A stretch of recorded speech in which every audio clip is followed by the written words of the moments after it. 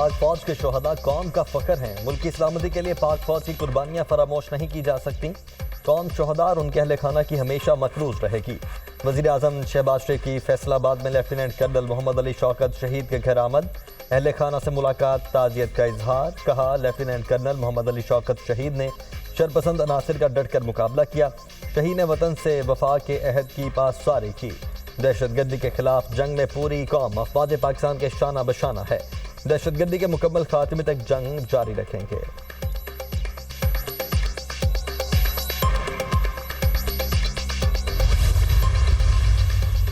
Saudi अरब और पाकिस्तान के दरमियान $2 अरब सरमायाकारी के मुआहदे मुतवक्के 2027 तक $5 अरब से जायद की मजमूई सरमायाकारी होगी। मुख्तलिफ शोबों में सरमायाकारी के लिए 30 मुआहदों पर दस्तखत किए जाएंगे।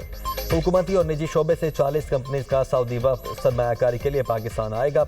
वजारत तिजारत के मुताबिक सऊदी अरब के साथ ज़राअत, information technology, food security, meat export, rice export के मुआहदे होंगे। माइनिंग, ऑयल रिफाइनरी और रेलवे के लिए तयशुदा मुआहदों की पेशरफ्त का जायजा लिया जाएगा। सऊदी अरब के साथ सरमायाकारी मुआहदों के लिए फ्रेमवर्क तैयार। वज़ीर आज़म शहबाज शरीफ कल सऊदी वफ्द के एजाज़ में इशाया देंगे। सऊदी वफ्द 11 अक्टूबर को national aerospace science and technology park का दौरा करेगा। अस्करी हुकाम से सऊदी वफ्द की मुलाकातें भी मुतवक्के।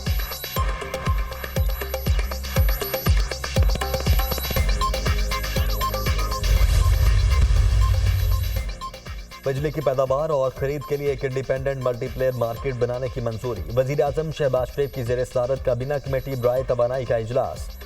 ISMO को कंपनीज एक्ट 2017 के तहत SCCP से रजिस्टर किया जाएगा। इस इदारे के जरिए पाकिस्तान में बिजली की एक मौसर और शफाफ मुसाबकती मार्केट कायम की जाएगी। वज़ीर आज़म शहबाज शरीफ ने कहा, बिजली शोबे की इस्लाहात के लिए तरजीही बुनियादों पर इकदाम कर रहे हैं। बिजली चोरी और नुकसानात को कम करने के लिए मौसर इकदाम बनाए जाएँ।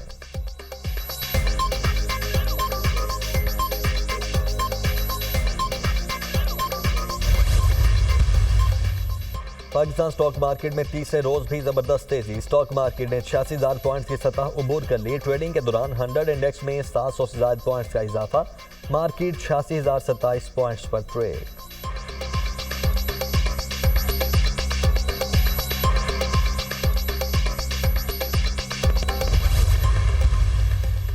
पाकिस्तान ने बॉर्डर पर अफगान फोर्सेज की जारहियत नाकाम बना दी। नोश की गजनाली सेक्टर में अफगान फोर्सेज की पाकिस्तान की पोस्टों पर फायरिंग।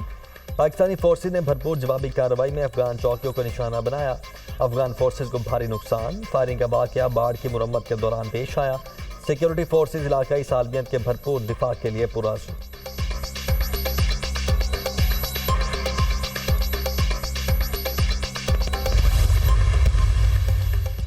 आईनी तरामीम के लिए नंबर्स पूरे करने का मिशन। बैरून मुल्क मौजूद हुकूमत के अरकान को वापस आने की हिदायत। हुक्मरान इत्तेहाद ने बैरून मुल्क मौजूद अरकान को 15 अक्टूबर तक वतन वापस बुला लिया। तारिक फजल चौधरी और खुर्शीद शाह समेत 10 से 15 अरकान बैरून मुल्क हैं।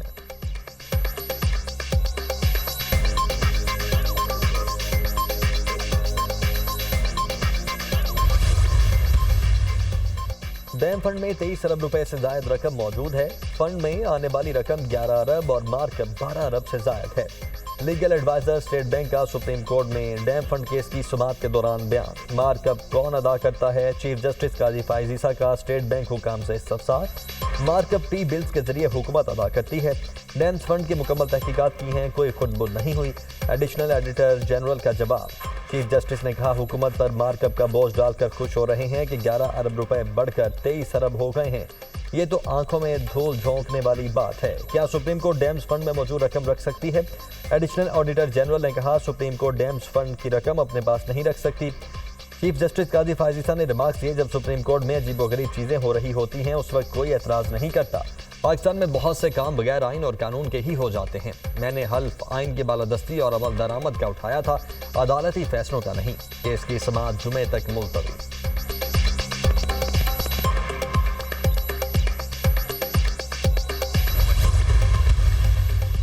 इस्लामाबाद में PTI के एहतजाज में तोड़फोड़ और जलाओ घिराव के मुकदमात। पुलिस का बानी PTI को नामजद मुकदमात में शामिल तफ्तीश करने का फैसला। बानी PTI के खिलाफ मुकदमात को यकजा करके शामिल तफ्तीश किया जाएगा। तफ्तीश के लिए इस्लामाबाद पुलिस की टीम अडयाला जेल जाएगी। पुलिस ने एहतजाज के दौरान तहवील में ली गई KP की सरकारी गाड़ियां भी रिकॉर्ड का हिस्सा बना दी।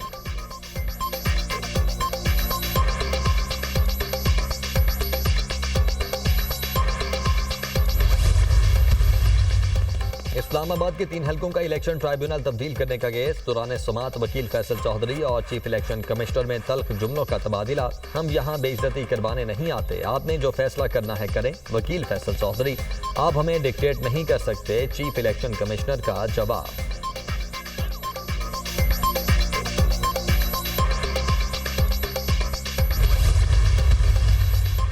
विफाक के बाने हाय सनत और तिजारत के 12वें एक्सीलेंस अवार्ड्स की तकरीब का इनेकाद। सदर मुमलिकत आसिफ अली जरदारी की शिरकत।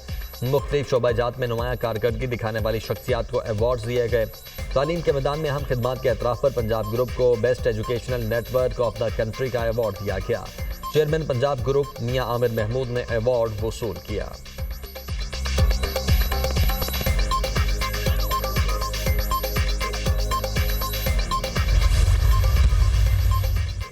और मुल्तान टेस्ट का तीसरा रोज, इंग्लिश बैटर्स की जमकर batting. Joe Root, Ben Duckett और जैक रोली ने निस्फ सेंचुरियां दाग दी। इंग्लैंड ने 3 विकेटों के नुकसान पर 307 रन बना लिए। शाहीन आफरीदी, नसीम शाह, सलमान अली आगा ने 1-1 विकेट हासिल की। पाकिस्तान ने इंग्लैंड के खिलाफ पहली इनिंग्स में 556 रन बनाए।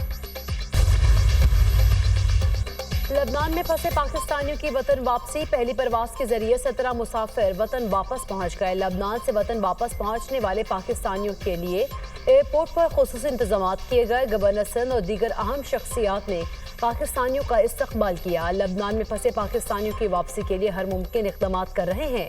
हुकूमत मुश्किल वक्त में पाकिस्तानियों के साथ खड़ी है। गवर्नर सिंध कामरान तसोरी।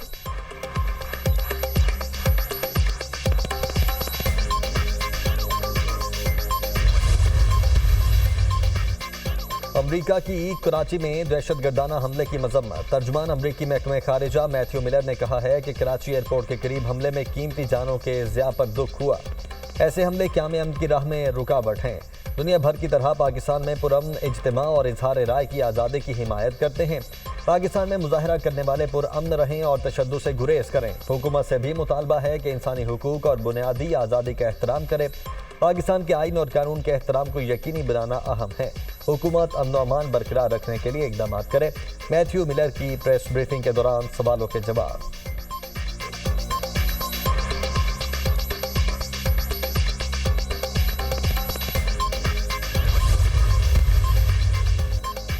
रियासत कलादम पश्तून तहफ़्फ़ुज़ मूवमेंट के खिलाफ हरकत में आ गई। खैबर पख्तूनख्वा हुकूमत ने सरकारी मुलाजमीन के कलादम PTM के जलसे में जाने पर पाबंदी आयद कर दी।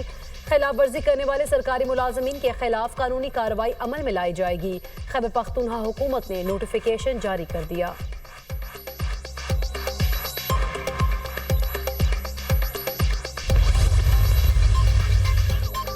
इसराइली फौज की बैरूत पर शदीद बमबारी। 4 इमारतें मलबे का ढेर बन गईं। जमीनी और फजाई हमलों में 24 घंटों के दौरान 36 अफराद जामे शहादत नोश कर गए। हमलों में 150 से ज्यादा अफराद जख्मी। हिजबुल्लाह के इसराइली इलाकों पर रॉकेट हमले। सरहदी इलाकों में शदीद लड़ाई जारी। इसराइली फौज का 30 इसराइली फौजी जख्मी होने का एतराफ। गजा में भी सेहूनी फौज की जारहियत जारी। शुमाली गजा में 25 फलस्तीनी शहीद। सेहूनी फौज का झड़पों के दौरान 20 हमास जंगजुओं को शहीद करने का दावा। इसराइली फौज का 3 बड़े हॉस्पिटल खाली करवाने का अल्टीमेटम।